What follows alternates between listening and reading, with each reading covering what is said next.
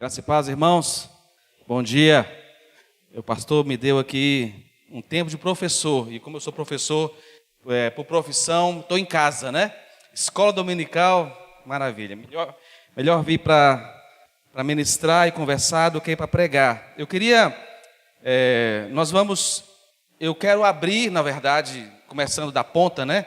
Dizendo que o Anderson pediu para eu falar sobre agência missionária e base missionária. E para fazer isso, eu queria, na verdade, fazer um convite para vocês, assim como o convite do Gabriel, né, da Sharon, que vai visitar lá a Baeté, vá aqui também no Boa Vista visitar uma base missionária. Para você conhecer uma base missionária ou uma agência missionária, a melhor maneira de fazer isso é ir lá tomar um café conosco. E café tem horário. De segunda a sexta, às 10 horas da manhã, a gente para tomar café por 15 minutos. É um bom horário. Se você estiver passando pela região leste, Boa Vista, Santa Inês, venha tomar um café com a gente. Se você estiver passando na região às 3 horas da tarde, 3h30, venha tomar um café com a gente. Também é muito bem-vindo. É a melhor maneira. O Alexandre está convidado, com a Laísa. Venham tomar um café conosco. Então, encerrei a mensagem, né? Eu queria deixar esse convite para vocês, porque realmente é a melhor maneira da gente se relacionar e a gente falar um pouco sobre a organização, sobre a agência missionária e sobre essa história, porque eu senti, orando de estar aqui nessa manhã, e quando o Anderson mencionou comigo, meu coração se ardeu de compartilhar com os irmãos nessa manhã sobre 2 bases missionárias, sobre 2 princípios que eles são fundamentais antes de nós falarmos de uma organização, de uma estação missionária, de algo que já está lá na frente do ponto de vista institucional, organizacional. Eu queria, nessa manhã, trabalhar sobre 2 bases, 2 princípios. Então, já que você possivelmente venha esquecer sobre a agência, sobre a organização, não é a minha prioridade, eu queria que você saísse daqui no coração nessa manhã sobre 2 princípios essenciais para envio de missionários. E eu quero, para contar um pouco sobre isso, eu queria te deixar livre para você levantar a mão e fazer uma pergunta, ou fazer um comentário. E se você tem uma crítica, aí é o pastor Felipe que vai atender as críticas, mas fica para segunda-feira no gabinete. Mas se você tem liberdade de parar um pouquinho aí, a gente faz um bom uso do nosso tempo. Antes de nós lermos o texto, que está lá em 1 Samuel capítulo 3, eu queria contar uma história. Há cerca de 2, 3 anos atrás, um amigo de Montes Claros, eu sou de Montes Claros, ele entrou em contato comigo, ele tem uma filha, que hoje está com 9 anos, a filha tinha 6 anos, 6 para 7 anos, e ele ligou para mim, e ele disse: Sadler, eu estou te ligando, eu estava num encontro em Brasília, e ele disse: eu estou te ligando para te fazer uma pergunta. E eu disse: o que está acontecendo? Ele disse: Sadler, é o seguinte, a minha filha, Nicole, ela está na escola, e a diretora da escola entrou em contato comigo, e disse o seguinte: Wesley, a sua filha Nicole, ela está reunindo as crianças durante o recreio da escola, e está brincando de igreja. E ele: como assim, brincando de igreja? Eu disse: ela reúne as crianças, ela abre um caderninho como se fosse uma Bíblia, junta as crianças ali, faz um momento de louvor com elas, a diretora é crente, faz um momento de louvor e pau na palavra, né? Tem que aceitar Jesus, tem que ler a Bíblia, né? Tem uns textos decorados ali, escritos na agenda dela, que ela já tinha memorizado. E o Wesley, preocupado, perguntou para a diretora: o que está acontecendo? Assim, é algum problema? Eu disse: não, a questão é que ela está usando o momento de brincar aí para brincar de igreja, né? E ele ficou feliz da vida, né? Se nossos filhos na escola brincassem de igreja, né?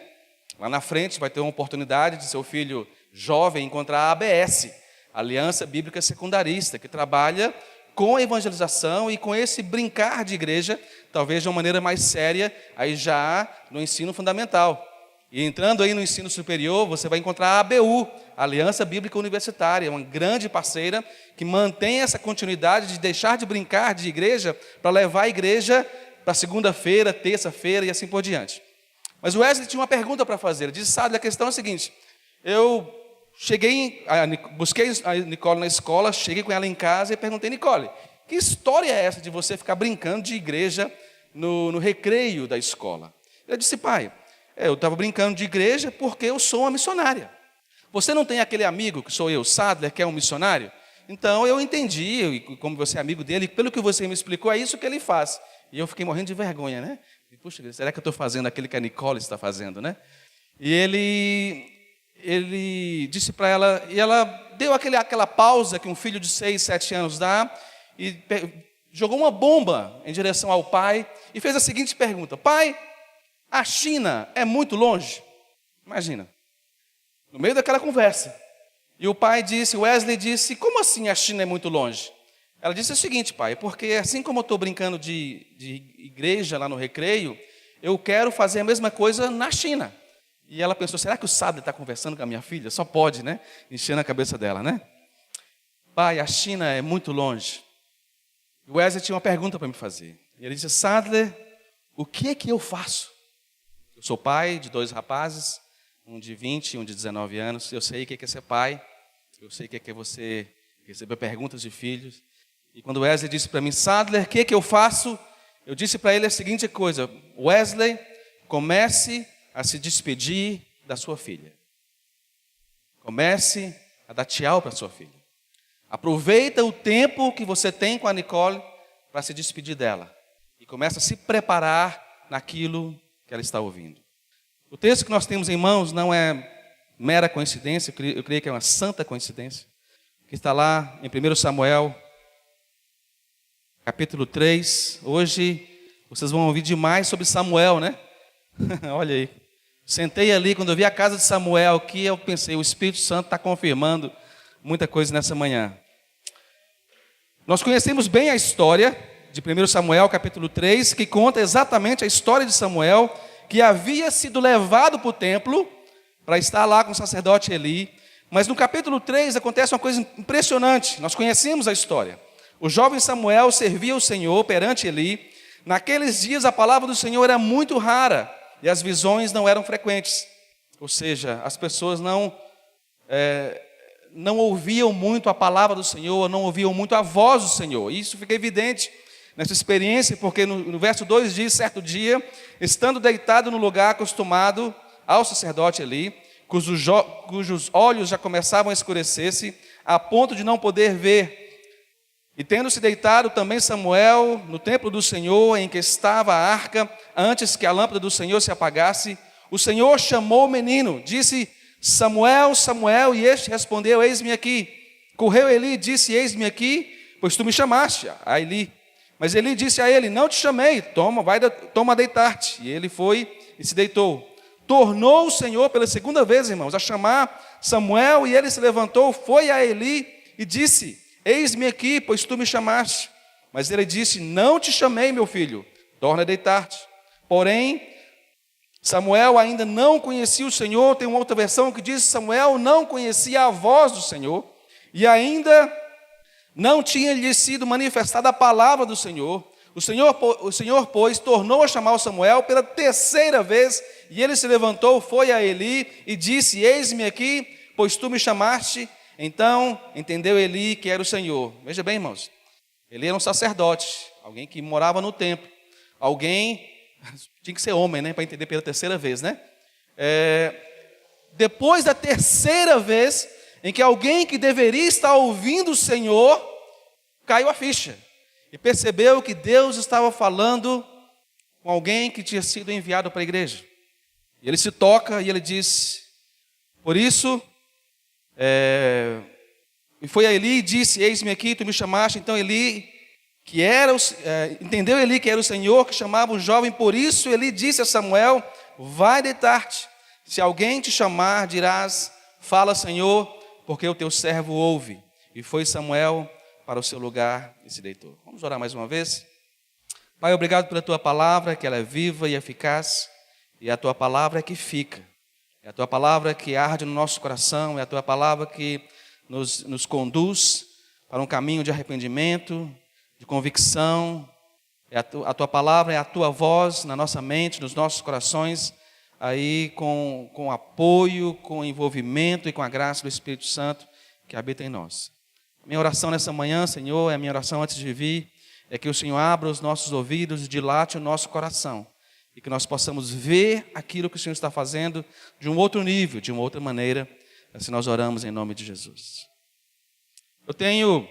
Estou na UEC, na Missão Amém, há 20 anos, e uma das principais áreas que estamos envolvidos é na área de treinamento missionário e mobilização missionária. Então, ao longo desses 20 anos, Nós estamos nesse processo de ouvir muitos filhos da igreja, jovens, meninos e meninas que estão ouvindo o Senhor, rapazes, famílias que nos procuram, e sobre esse processo de discernir a voz de Deus. E ao longo desses 20 anos, a gente tem conversado com centenas de pessoas que estão não apenas ouvindo a voz de Deus, mas buscando entender como é que Deus fala, como é que Deus direciona, como é que você se planeja diante da voz de Deus, daquilo que o Senhor está fazendo. E uma das coisas que temos percebido tem a ver exatamente com a nossa primeira base missionária, que é a nossa família. É nosso primeiro lugar em que os nossos pais, deixa eu dar um exemplo aqui do nosso contexto, né? Talvez se você nasceu na igreja, né? Como muitos filhos nascem na igreja aí, e você nasceu aí, daí a algum tempo seus pais te trouxeram à frente, o seu filho foi batizado aqui na igreja, ou se você vem de um outro contexto, você foi apresentado na igreja. A verdade é em que você foi, pelos seus pais, se você cresceu num lar cristão, você foi apresentado diante do altar, e os seus pais, como Ana, que levou Samuel para o templo, disse: Senhor, meu filho é teu. Eu que gerei, eu que estou aqui, o Senhor vai me emprestar para criar, mas eu estou no altar, nesse momento de batismo, esse momento de entrega, esse momento de dedicação, eu estou dizendo que o meu filho é teu. E nós enviamos nossos filhos para a igreja, né? Cordeirinhos de Cristo, a sala de juniores, depois vem aí a UPA e por aí vai. E os nossos filhos vão crescendo e vão indo à igreja, ou mesmo lá na frente, quando eles encontram o reino do Senhor de uma outra maneira. A verdade é, irmãos, que nós começamos a perceber que os nossos filhos, eles começam também a discernir individualmente a voz do Senhor. Eles começam a perceber a voz de Deus, mas eles não entendem muito bem, porque Deus fala nos momentos mais inusitados. Se você acordar um adolescente, imagina, de madrugada, falando com ele, ele vai pensar: deve ser a televisão ligada, ou meu WhatsApp chamando, né? E os nossos filhos, ou os meninos da igreja, os filhos da igreja, quando eles começam a ouvir a voz do Senhor, eles não entendem muito bem. E cabe a nós, como sacerdotes, seja da família, seja do altar, seja da igreja, conduzir esses meninos e meninas a ouvirem, a discernir a voz de Deus. O problema é que, assim como Eli, muitos de nós não estamos ouvindo a voz de Deus direito, seja na família, seja como liderança.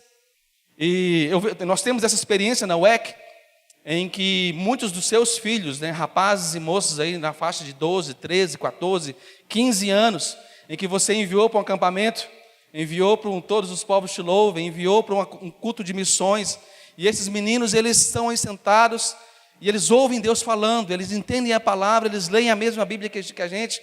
O que acontece é que quando eles ouvem a voz de Deus, e que eles chegam em casa para conversar com os pais, dizendo: pai, mãe, eu fui numa conferência, eu fui num acampamento da igreja e Deus falou comigo.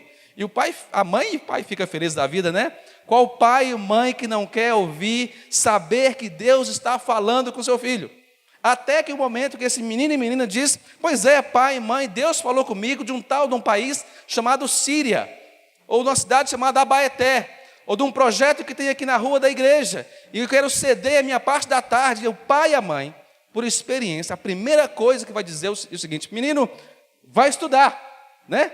Vai fazer sua tarefa, né? Esse trem, como diz o mineiro, vai atrapalhar seus estudos.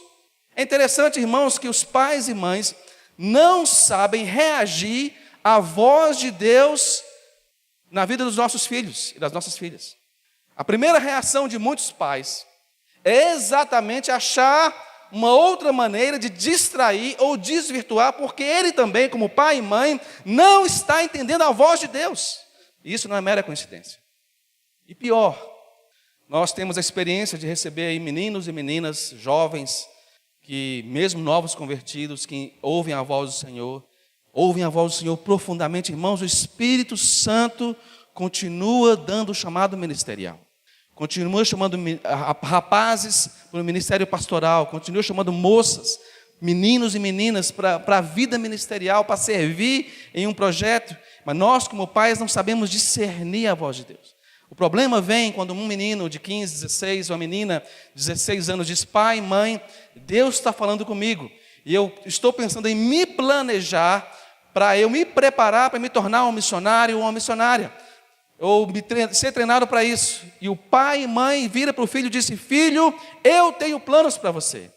Eu projetei para que você seja um engenheiro, empresário, um motorista de ônibus, um motorista de caminhão, que está dando muito dinheiro agora, né? Não sei, brincadeira. Nós como pais, eu falo isso como pais, irmãos, nós temos planos individuais, planos familiares para os nossos filhos. E o que nós estamos fazendo quando nós meio que interrompemos, ou nós não sabemos conversar com nossos filhos, nós impomos para os nossos filhos, as nossas filhas, os nossos planos, os nossos sonhos, os nossos desejos, porque nós estamos dizendo: não, filho, você se enganou, filha, você se enganou, você não está ouvindo Deus. Isso é coisa de barriga cheia. Ouça seu pai, ouça sua mãe. Isso na nossa cultura é muito forte, porque nós temos uma cultura paternal ainda bastante diretiva, e uma cultura maternal muito emocionalmente envolvida. Porque você pode dizer para uma filha: filha, meu sonho é que você venha ser uma médica. Filho, meu sonho é que você venha abrir o seu próprio negócio, é que você venha conduzir os negócios da família. Que negócio é esse de ir para Abaeté, ou para Ibirité, ou para a Casa de Samuel, ou para um projeto para Guiné-Bissau? Irmãos, cuidado com isso. Eu gostaria que nós orássemos aqui nessa manhã. Você que é pai e mãe, está entendendo o que eu estou dizendo? O que nós estamos dizendo para Deus, na verdade, é que quando nós levamos nosso filho para a igreja, e o batizamos aqui, e que nós dedicamos nossos filhos para o Senhor, nós com 15 anos, 16 anos, nós estamos tomando nossos filhos da mão de Deus. E disse: Deus, eu estava brincando. Aquilo que eu fiz no altar, no batismo, ou na entrega, ou na dedicação, quando meu filho nasceu, minha filha nasceu, eu disse que era seu, eu disse que a minha filha era sua, eu estava brincando, eu me enganei. Irmãos, cuidado com isso, eu falo isso com temor e tremor por experiência, porque nós, pais e mães, que deveríamos dedicar os nossos filhos no altar, deixar os nossos filhos no templo, que o templo é o mundo do Senhor, nós estamos dizendo para o Senhor: o Senhor é incompetente para cuidar do meu filho. O Senhor não diga para o meu filho o que ele tem para fazer. Quem tem que fazer isso sou eu. Muito cuidado com isso. Muito cuidado com isso. Talvez nessa manhã, você que é pai e mãe, e está entendendo essa palavra de Samuel, seu filho, a sua filha, as suas gerações estão ouvindo o Senhor. Talvez seja uma manhã de nós fazemos uma oração de arrependimento. Uma oração de perdão. Diz: Senhor, eu me arrependo. Me arrependo. Que o Senhor cumpra na vida do meu filho e da minha filha os seus planos. Posso tomar um pouquinho de água aqui, pastor, antes de orar? Uma aguinha? Pode ser café também, tô brincando. Você vai pôr café lá na base, 10 horas, lembra aí? 10 horas e 3h30. Deixa eu abrir meu coração para vocês aqui, quando eu venho para perto, porque eu quero abrir meu coração. Pode ser? Eu sou de uma família, eu sou bisneto de crente. Meus bisavós se converteram com o movimento missionário, aí metodistas e... Obrigado. Igarapé, sabe? A minha vida, como diz o outro, eu nasci na igreja. Minha mãe costumava dizer que a gente tem cheiro de banco de igreja. Se fosse aqui, eu teria já rodado nesses bancos, tudo aqui embaixo. Cresci na igreja, irmãos. Eu sei o que é igreja. Conheço igreja, conheço isso aqui, é o meu ambiente. A minha vida familiar é vida de igreja. E a minha família sempre foi muito envolvida com a igreja local. E um irmão meu foi fazer seminário. É como assim, antigamente... As famílias católicas do Brasil, mais antigamente, a família tinha uma alegria de separar um filho para ser padre e uma filha para ser freira. Não é verdade? Antigamente, quem é do catolicismo aqui, quem lembra disso? Não é mesmo? As irmãs aí, ó, o pessoal normalmente cabelo branco como eu, ou sem cabelo, vai lembrar. Por alguma razão, nós do meio evangélico, por algum tempo, dos anos 60 até os anos 80... 50 até os anos 80, havia também essa herança de prazer, de orgulho, de que um filho ou uma filha que fosse separado para a vida ministerial, a família se enchia de alegria. Meu filho está pensando em fazer seminário, minha filha está pensando em ser missionária, ou trabalhar na área de educação da igreja, ou ter um projeto social. Havia uma certa alegria sobre isso, porém, nos anos 90, quando as igrejas começaram a evoluir economicamente, com a própria economia do país, interessante que quando o Brasil começou a evoluir financeiramente, houve um declínio, uma crise nas famílias com relação à compreensão da voz de Deus, com relação ao envio de filhos. Nós, nos anos 90, quando a moeda se estabeleceu, nós começamos a fazer, as famílias começaram a se projetar economicamente, academicamente e também por profissão sobre os filhos. Aquilo que a geração anterior não pôde fazer, eles começaram a se projetar sobre os filhos. Um exemplo disso, minha casa, minha vida. 25 anos aí de compromisso. Por que não fazer um compromisso de uma vida ministerial ou missionária? Eu entendi isso, e há 20 anos atrás, minha esposa e eu terminamos a faculdade e viemos trabalhar aqui na UEC, na base, na área de mobilização e envio de missionários. Trabalhamos na África por 4 anos, servimos em Guiné-Bissau, servimos no Senegal e viajamos por outros países, sempre na área de mobilização e treinamento, até que em 2008 nós trabalhamos numa escola da UEC, lá no Senegal, BCS, onde o filho do Wesley estudou, né? Estudou lá no BCS, ele conhece a escola. E nós fomos à escola, até aquela época, eu sou da área de educação, sou professor de português e inglês como língua estrangeira. E a minha esposa, está precisando de professor aí, né? Vou sair lá do Boa Vista para dar aula. E a minha esposa, ela é pedagoga, e nós tiramos uma licença e fomos para o Senegal para estabelecer o projeto de educação de português na escola que não podia receber brasileiros. Então, na verdade, acabou abrindo as portas para que os filhos deles pudessem estudar.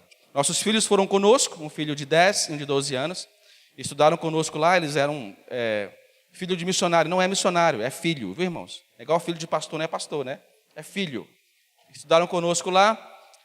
Porém, meu filho mais velho, no último semestre, lá na escola, eles recebem 6 jovens de vários lugares do mundo por ano, são chamados de dorm helpers, são ajudantes de dormitórios, são 3 rapazes e 3 moças, que ajudam na escola durante um ano em um dos dormitórios, e fazem de tudo um pouco, é o estagiário, assim, né?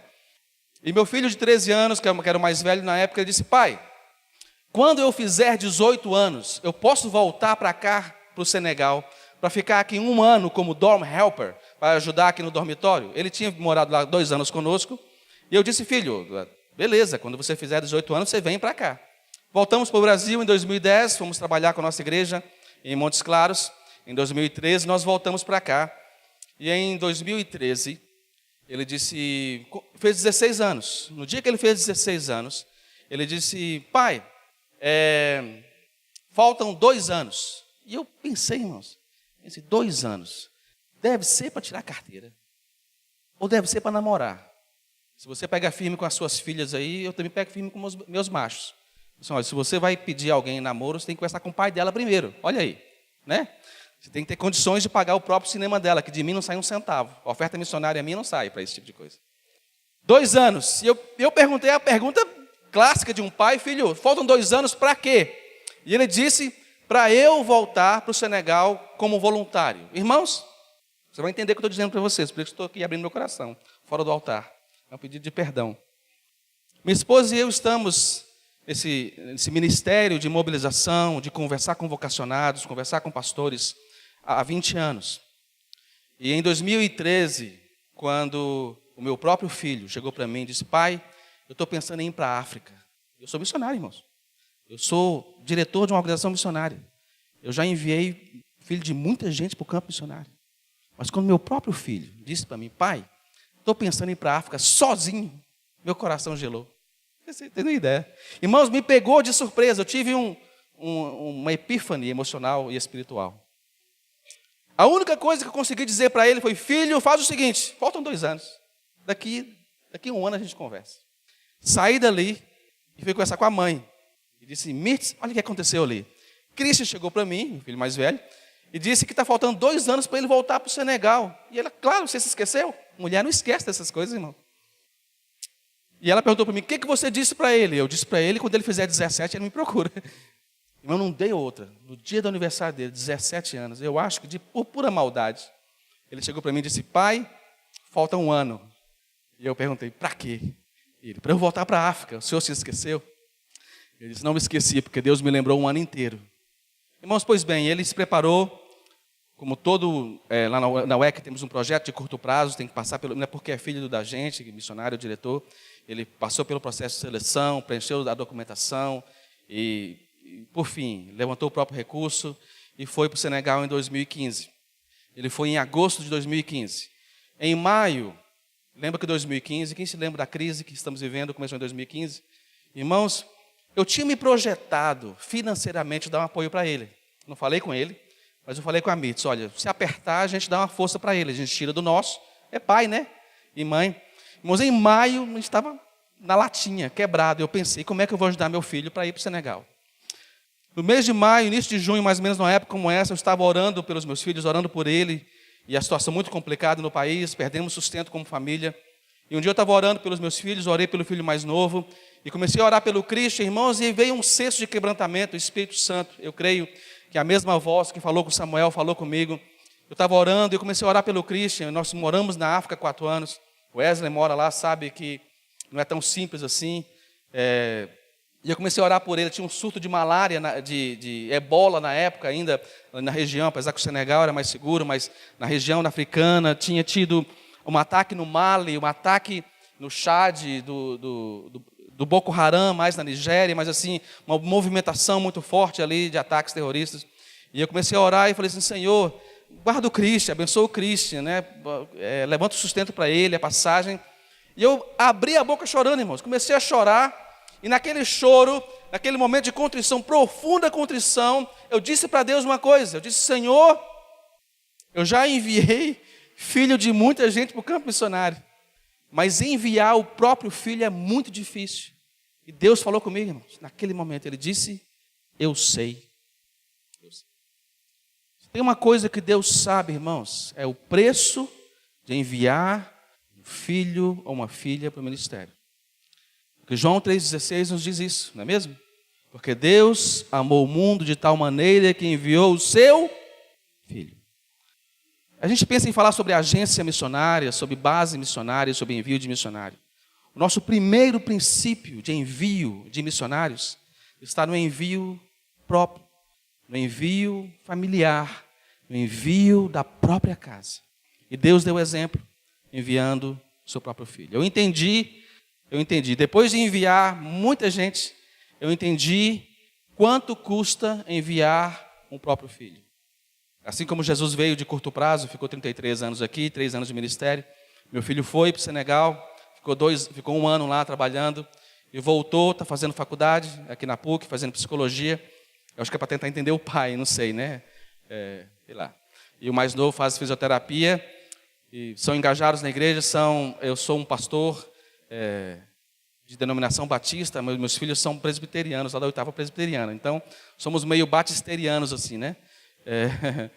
Estão lá servindo ao Senhor com compromisso no Evangelho, compromisso no reino, são engajados conosco, estão ouvindo o Senhor. O Alan, que é o mais novo, está envolvido, ele resolveu não trancar a faculdade, ele vai em viagens missionárias. Hoje é o aniversário dele, inclusive, faz 19 anos. Ele está indo para a Croácia agora com o ministério M18, trabalha com evangelismo de rua, etc. Né?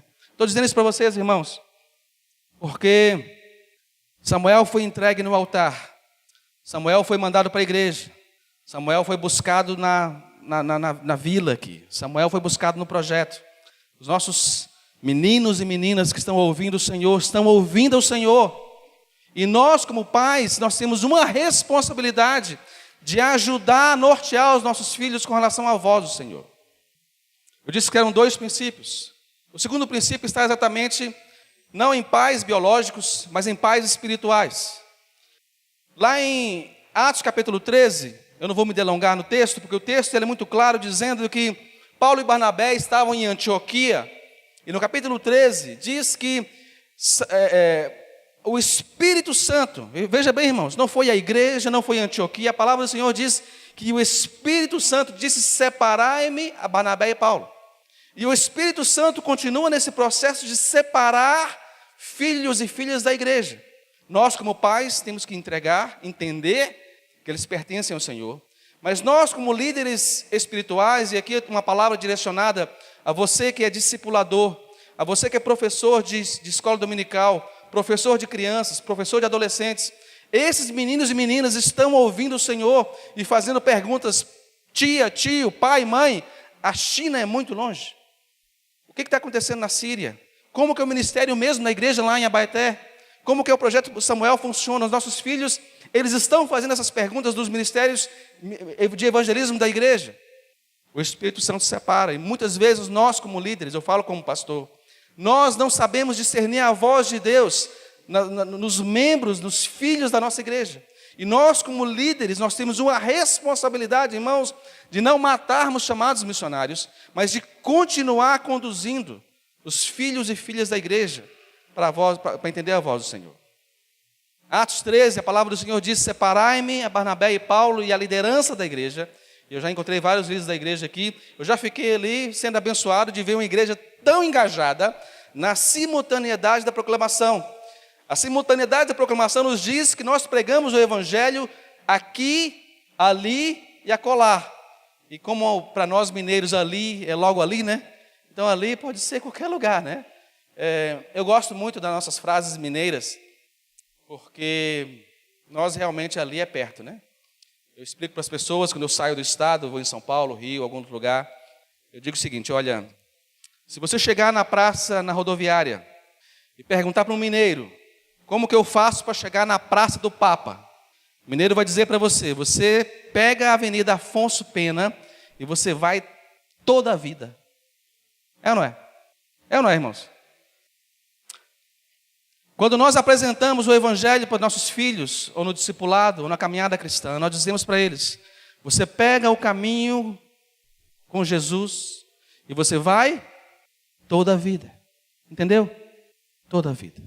A questão é que muitas vezes os caminhos dos nossos filhos, dos membros das nossas igrejas, não são os mesmos caminhos de vir na igreja local sempre. Possivelmente eles vão ficar nas nossas igrejas locais por um tempo, mas o Senhor pode ter para eles outros caminhos. O Senhor, porque é o Senhor quem separa. Mas isso não exclui a igreja de um privilégio, que é o privilégio de ser a principal base missionária. A principal agência de envio, na verdade, irmãos, foi estabelecida pelo Senhor Jesus e ela se chama igreja local. A verdadeira agência missionária, a verdadeira base missionária, junto com a família, é a igreja. E isso é provado no capítulo 13. Se vocês conhecem bem as viagens missionárias de Paulo, veja bem, irmãos, nós chamamos de fator Antioquia. Paulo e Barnabé saem numa curta viagem, chamada de primeira viagem de Antioquia, era uma viagem, inclusive, social, de levar alimentos e recursos até a região ali, ou seja, a primeira viagem missionária, não vão muito longe. Vejam bem, eles saem na primeira viagem missionária e eles voltam para onde? Para Antioquia. Ficam ali um tempo, depois eles saem numa segunda viagem missionária, um pouco mais longa, já de evangelização e plantação de igrejas, e eles voltam para onde? Para Antioquia. Isso nos mostra que o fator Antioquia é o fator de envio. Chamamos de Antioquia de igreja enviadora, ou igreja local, igreja presbiteriana do Eldorado. É o fator Antioquia, essa é a Antioquia. A gente fala muito de Jerusalém, mas Antioquia talvez foi a igreja mais cosmopolita, mais versátil, mais ampliada, que entendeu que o evangelho deve ser simultâneo em todos os lugares, e o papel do envio, não apenas com recursos para os missionários, mas recursos de apoio às igrejas sendo plantadas, como recurso enviado para os projetos da igreja. Paulo sai para uma terceira viagem missionária, veja bem, voltaria para Antioquia, mas o Espírito Santo diz para o profeta que ele resolveu ir em Jerusalém, e ele diz: os cintos que amarram esse homem o levarão preso. Ele vai para Jerusalém, voltaria para Antioquia, em Jerusalém é preso, vai para Roma, onde em seguida ele é morto. Isso nos mostra, irmãos, o papel fundamental dessa base missionária que nós chamamos de igreja enviadora. É o fator Antioquia. Por isso que me preocupa muito de uma igreja que não entende o seu papel evangelístico, não entende o seu papel social, não entende o seu papel transcultural, porque sim, Deus é onisciente, mas a igreja do Senhor pode ser ativa em vários lugares, relevante em vários lugares. Você que está aqui, que é líder na igreja, você também é parte de uma família. Eu pergunto aqui para as pessoas: quem é pai? Quem é mãe? Tem sempre alguém que é pai e mãe, né? Mas eu pergunto: quem é filho? Quem é filha?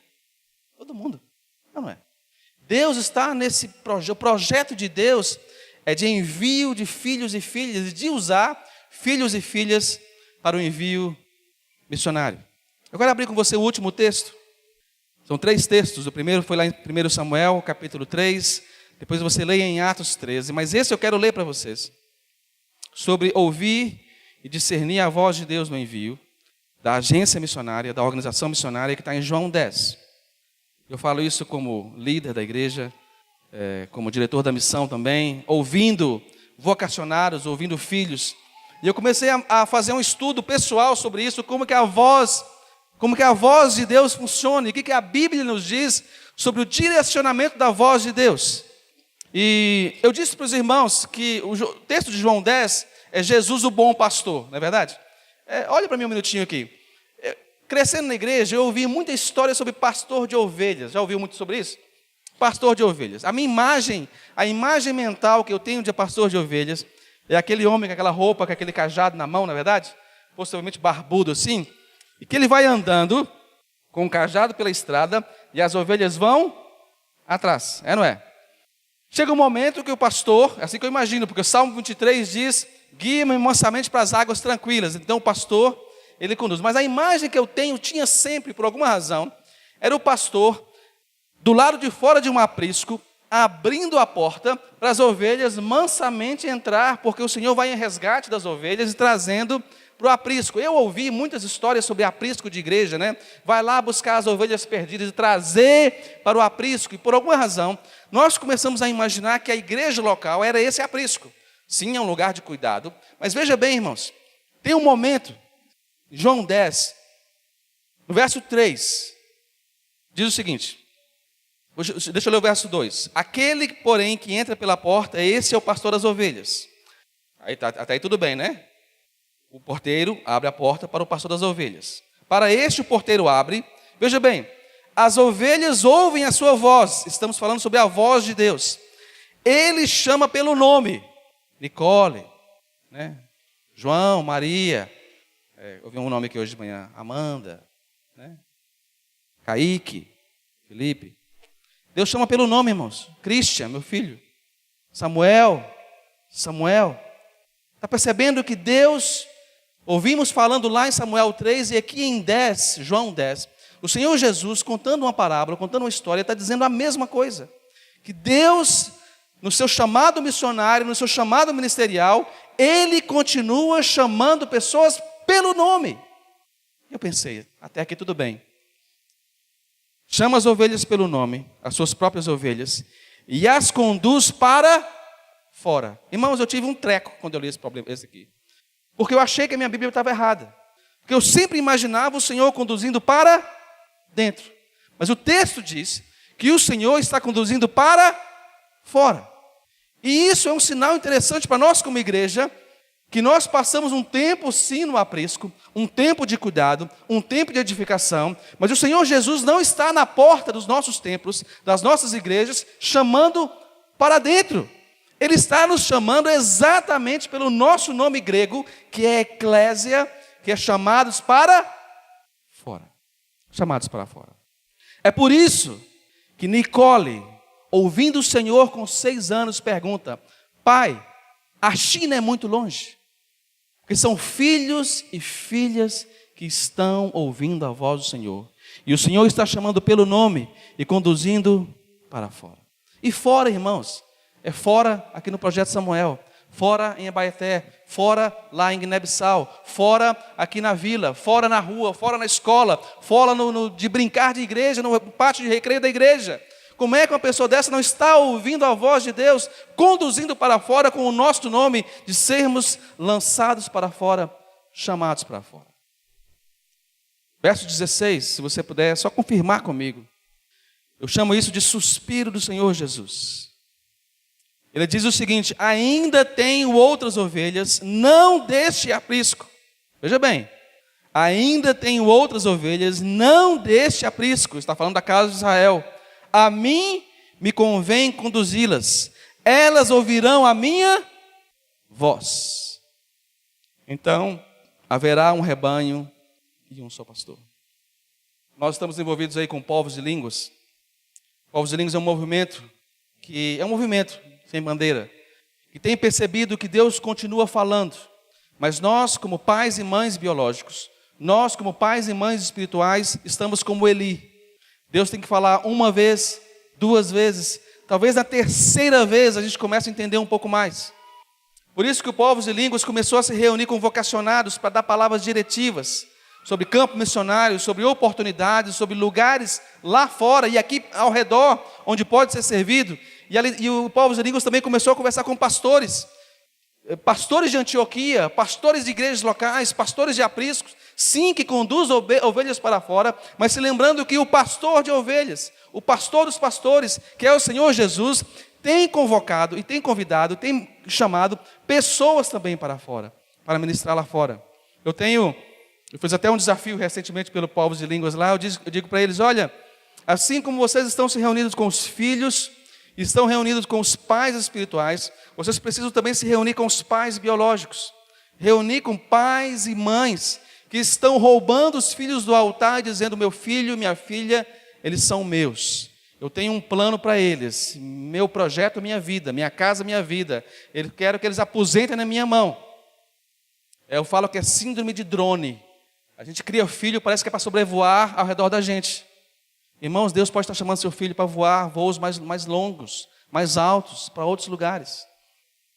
Eu quero te encorajar, você que é pai e mãe, entendeu essa palavra, nós vamos orar. Se você, como eu, quiser fazer a mesma oração de arrependimento, está um bom momento de você pedir perdão ao Senhor, por estar possivelmente com os seus próprios planos, roubando o seu filho do altar de volta. Não faça isso, é um risco muito alto. Você que é influenciador, discipulador, evangelista, trabalha em algum ministério na igreja, presbítero, pastores que a gente já conhece, que são pastores aí com coração missionário, enviadores de Paulo e Barnabés, pelo que eu já percebi sentado ali, é muito mais confortável para a gente que é missionário e responsável por envio de missionários, conversar com pastores que estão acostumados com o envio, porque eles sabem que quem envia é o Senhor Jesus, quem chama é o Senhor Jesus.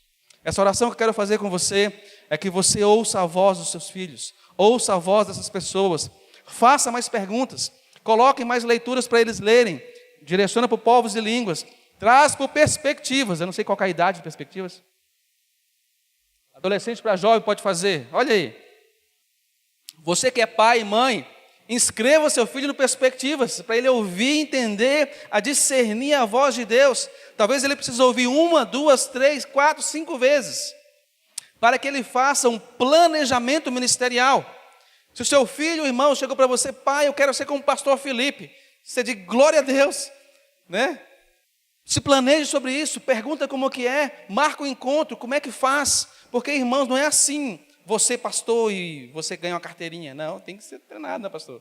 Tem que estudar, tem que se preparar, para você ser missionário, lá na Síria, no Egito, em Guiné-Bissau, lá em Abaeté, aqui em Ibirité, irmão, não é fácil, tem que se preparar, tem que ser treinado, tem que ser capacitado, isso envolve planejamento. Você que é pai e mãe, planeje vida ministerial dos seus filhos. Irmãos, meus filhos, quando eles começaram aqui na 8ª, eles falaram, pai, tem um tal de GECOI, né? GECOI são os grupos de célula aí nas casas aí. E quando eu for olhar no GPS, era longe, irmãos. Eu sei que para muita coisa de mineiro é perto, mas era longe. Quando eles viram que era longe, o GECOI disse, pai, o senhor me leva? E eu disse, filho, só 1 milhão de vezes. Só 1 milhão de vezes. Irmãos, eu nunca reclamei de levar meu filho na igreja, levar ensaio da igreja, levar em encontro, no acampamento. Irmãos, nós já deixamos de fazer feira para pagar acampamento da igreja dos nossos filhos, para que eles possam ir ouvir a voz do Senhor. Ouvir a voz do Senhor 1, 2, 3 vezes. Mas aqui uma dica. Quando o seu filho voltar, sua filha voltar e perguntar, pai, mãe, todos os indígenas do Brasil já ouviram falar do Senhor Jesus? Pede para conversar com a gente, nós vamos dizer não. Mais de 103 etnias indígenas brasileiras nunca ouviram ou não têm uma presença efetiva do Evangelho. 1 bilhão e 600 milhões de muçulmanos não têm um encontro com o Senhor Jesus. Nós temos mais de 100 países imigrantes representados no Brasil, muitos deles sem a presença efetiva do Evangelho. Nós separamos agora 5 países para nós orarmos por eles. Estamos orando por eles. Eritreia, Djibouti, Laos, Butão e Somália. Talvez você nunca ouviu esses nomes. Nós estamos recrutando os seus filhos para irem para lá. Eles vão ouvir de nós desses desafios. Onde é que estão? lugares com mais de 100 mil pessoas, 1 milhão de pessoas que não tem um crente, uma igreja evangélica. Vamos enviar nossos filhos para lá, irmãos. Olha aí, que oportunidade. Podemos orar? Pastor, posso orar? Se você puder fechar os seus olhos e curvar sua cabeça. Você que entendeu essa palavra, você que é vocacionado e queira vir tomar esse café com missões conosco, conversar com o Anderson, conversar com o pastor, esse é o dia. Marque aí na semana com o pastor. Pastor, eu entendi aquela palavra, como é que eu faço? Planeje comigo, ore comigo, escreva comigo. Quais os passos de uma vida ministerial? O que eu preciso fazer? Eu sinto meu coração ardendo, eu quero conversar com um líder. Que o Senhor te conduza a conversar aí com Eli, que mesmo depois ele entende, com Paulo, os Barnabés. Oro para você também que é pai e mãe. Arrependa no seu coração de não estar ouvindo a voz de Deus no ouvido dos seus filhos. Se o Senhor está falando com seus filhos, suas filhas, abra o seu coração, peça perdão, Senhor, e diga: Senhor, eu quero que os teus planos se cumpram na vida da minha filha. Os teus planos, Senhor, se cumpram na vida do meu filho. Assim como eu impus a minha mão na cabeça dos meus filhos, da minha filha, e disse: a minha geração pertence ao Senhor. Eu quero que o Senhor continue falando com eles e que ele ouça a tua voz, mesmo que a tua voz os conduza para fora e longe de mim. Você que é líder, influenciador, discipulador, evangelizador, você que tem pessoas que estão aí ouvindo o Senhor, que você direcione essas pessoas. Quem sabe fazer o Perspectivas aqui seja uma boa, quem sabe ser voluntário na Casa Samuel, quem sabe ir lá em Abaeté, lá em Guiné-Bissau, lá nos projetos da igreja, vir conversar com o Alexandre, com a Laís e perguntar para eles como é que eu posso fazer para servir. Está aí um bom momento de enviar seus filhos não apenas para o templo, mas para os projetos de evangelização, aonde os perdidos estão, porque o pastor das ovelhas continua chamando pelo nome as suas gerações. Nós assim oramos em nome de Jesus. Amém.